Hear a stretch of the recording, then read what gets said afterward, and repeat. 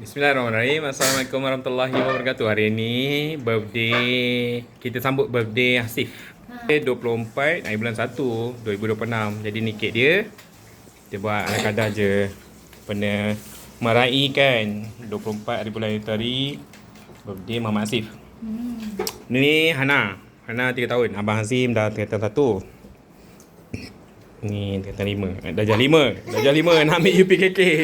Kak darjah 3. Ibu umur rahsia. Okey, jom kita baca doa.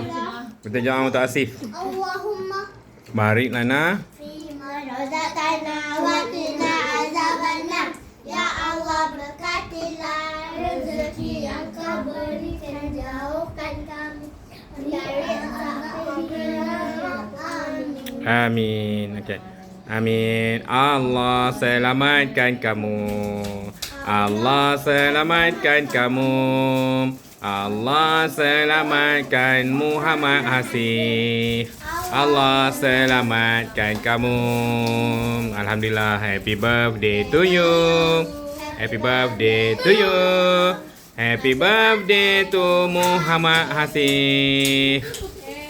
Happy birthday to you. Okey, potong kek. Boleh makan. Ya, dekat sikit. Zoom. Mai sini. Oh, okey.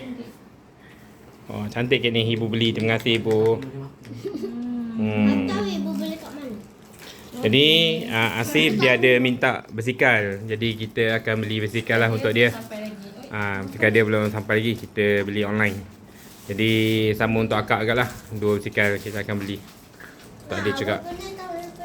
Hari ni harga nak selit juga. Ni harga emas 999 24K di Public Gold berharga RM711.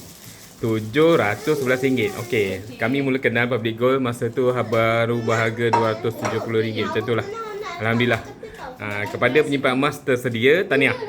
Kepada yang belum bermula, masih lagi sempat untuk bermula. Sebab kami menyangkakan harga emas ni akan naik lebih lagi sehingga RM800. Jadi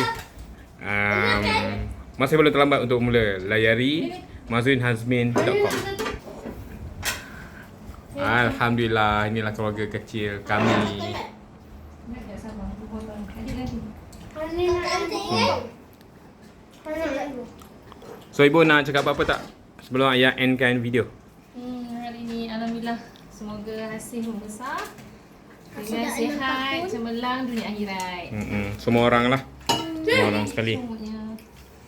Semua orang sekali. Termasuk Anis, termasuk Abang Azim. Abang Azim dia dah standard. Dah setkan satu standard UPKK yang sangat tinggi. Jadi Hanis kena ikut tahun ni. Dia kena berusaha lah. Okay, ayah endkan video. Okay, ayah endkan video dengan kalender tahun 2026. Ni dia. Okay, kat sini. Assalamualaikum warahmatullahi wabarakatuh.